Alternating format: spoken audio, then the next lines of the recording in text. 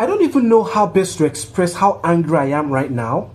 So a man under the purview of his rights decided to stage a revolutionary protest, a peaceful revolutionary protest. Now you charged him for treason, you arrested him and you held him in custody. Now the court ruled that he should be out on bail. You defied the court and you continue to hold him for what? For illegal custody. You held him for 4 months.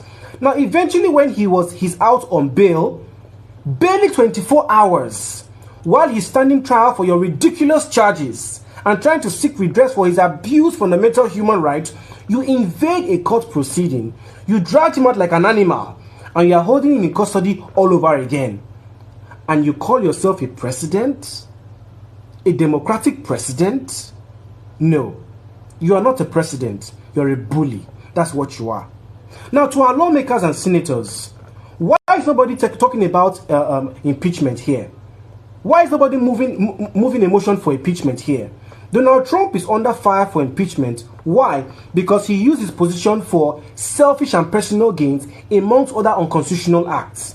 Meanwhile, here in Nigeria, a bully who calls himself a president is using his position to bully a Nigerian citizen, to abuse the fundamental human rights of a Nigerian citizen. A president is using his position as a reason for contempt of court and a disregard for the rule of law. And nobody is seeing that as a reason for impeachment. Rather than waste taxpayers' money and time to deliberate on a stupid and a lousy social media bill, you should be impeaching a bully who calls himself a president. And as for you, Vice President Yemi Osinbajo, we've not heard your voice in this matter.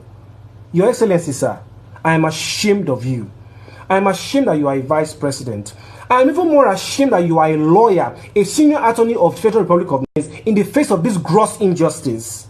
I am also ashamed that you are a man of God. You call yourself a man of God. Because a man of God will not stay silent in the face of acts of jungle justice.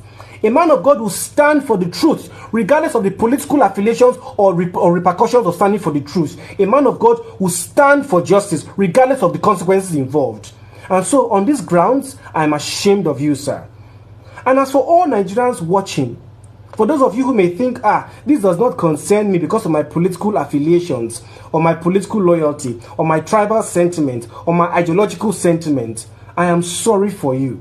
Because what has happened to Mr. Sowore today is an attack on your human dignity. It's an attack on your fundamental human rights. It's an attack on you as a Nigerian. And if we cannot, on you as a bona fide Nigerian, and if we cannot stand against bullies who call themselves Nigerians, who call themselves presidents, this country will cease to exist.